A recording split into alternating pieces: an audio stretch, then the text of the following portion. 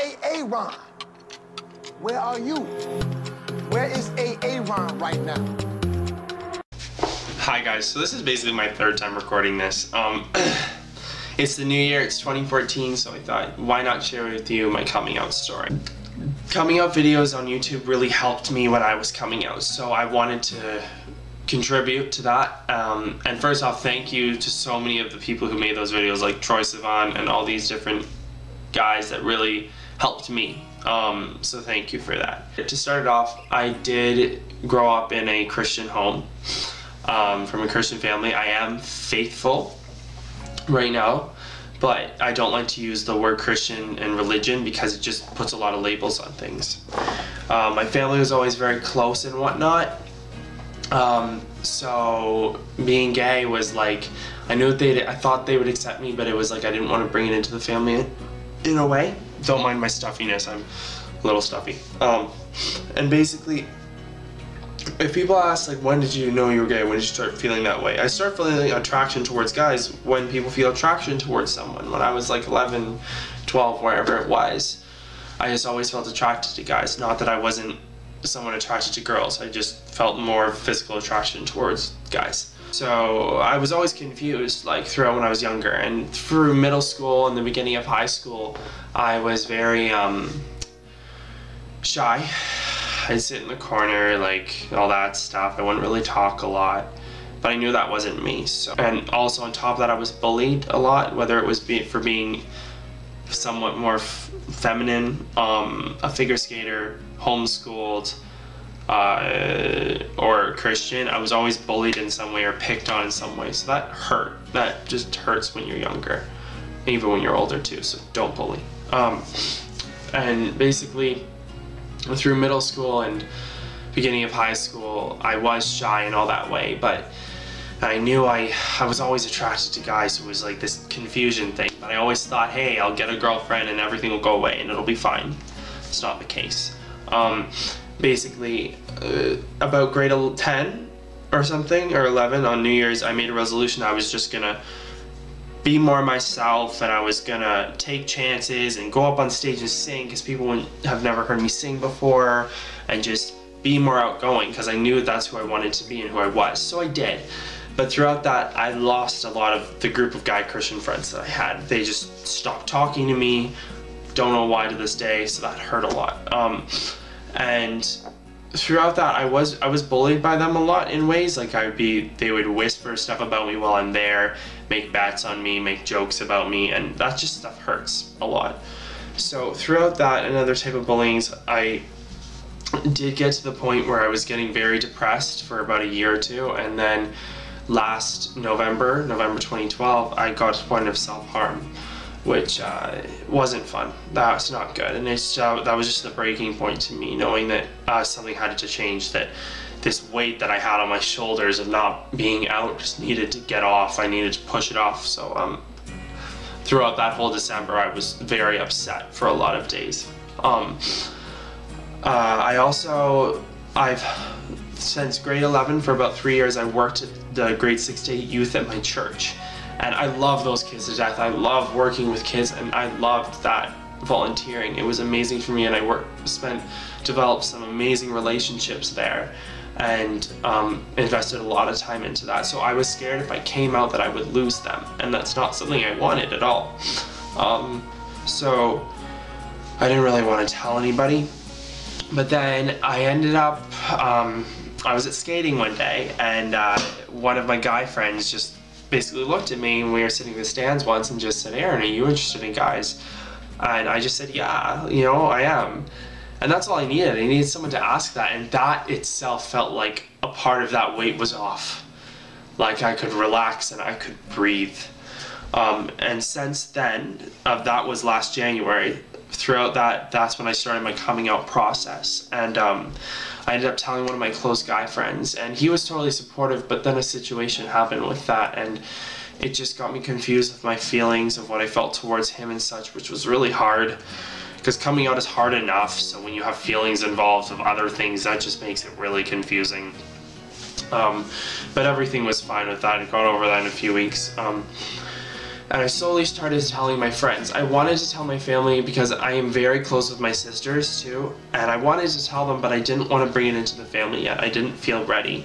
So I just started telling my friends, and they all had very supportive. They were all very supportive. I didn't tell a lot of my Christian friends. I told a few of the girls, and they were so supportive, and a bunch of my non-Christian friends, and they were really supportive. So that was great. Then I found out that I was moving to Michigan on my own for skating last March. That's where I am now, right now. So when moving there, I thought to myself, and I found out I was moving about 2 weeks before I did. So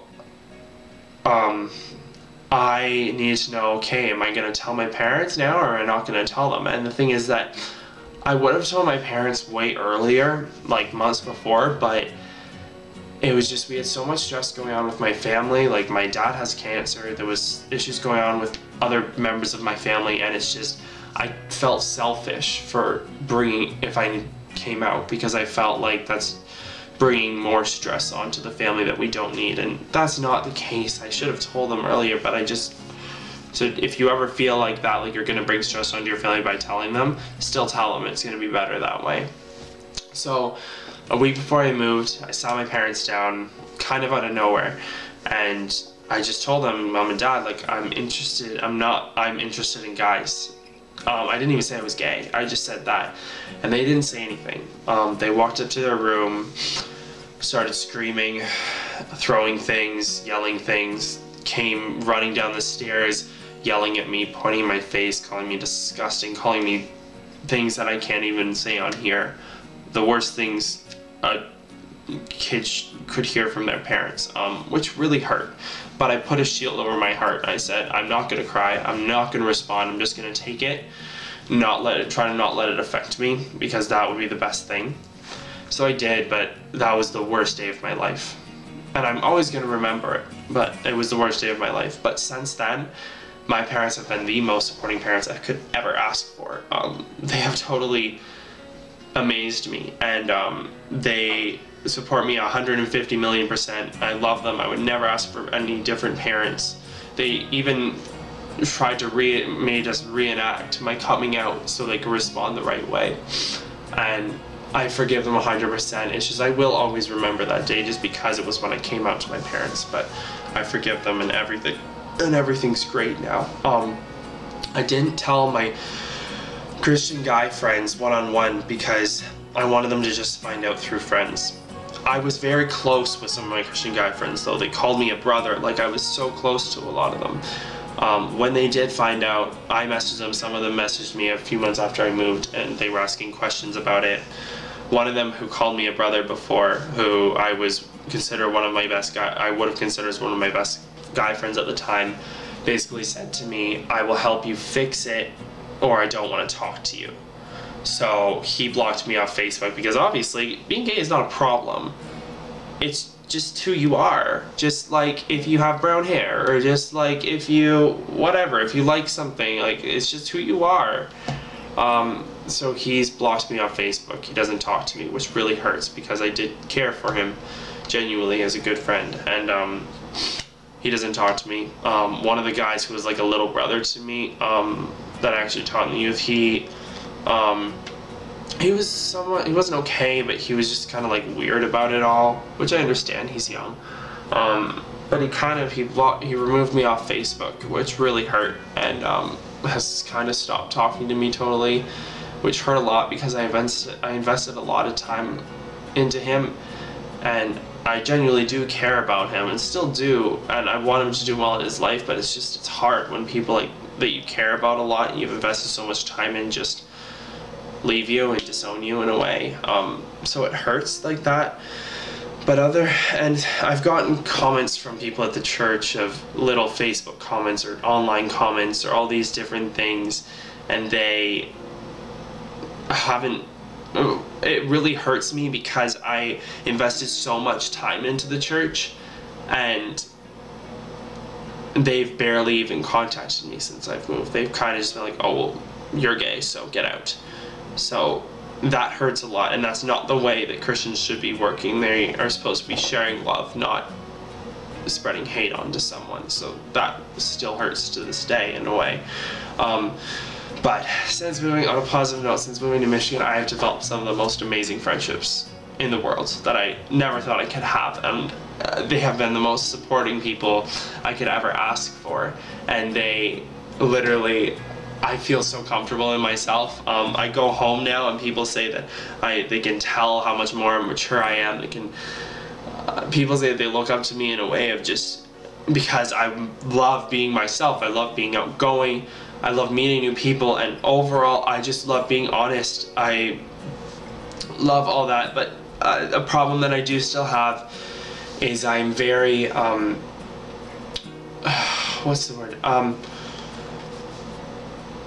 I get very overbearing towards new relationships and new friendships, overbearing and obsessive in ways, just because I was hurt so many times from friends.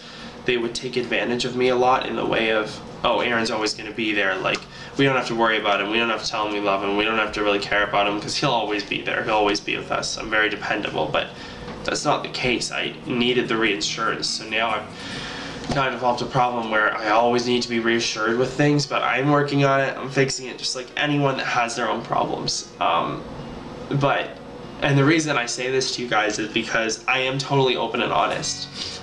I like being open and honest because I think if with honesty you can never go wrong. Even if it hurts at the beginning, as long as you're being honest in the long run, it's going to be the right thing. So I wanted to share my story with you guys, and I want you to know that it does get better. If it hurts at first, and yeah, you'll lose friendships, but you know what? Nothing feels better than being able to be totally yourself. So don't let anyone stop you from that. If you need anyone to talk to or message or are concerned about something, or you're coming out, please message me. Like, I will be more than ecstatically happy to talk to you and try to give you some advice that I can. Thank you so much for watching, and I really do hope this helps some of you, that you've enjoyed this. But yeah, that's about it. That's my story, and on to the new year, and it'll be a great one. So peace out.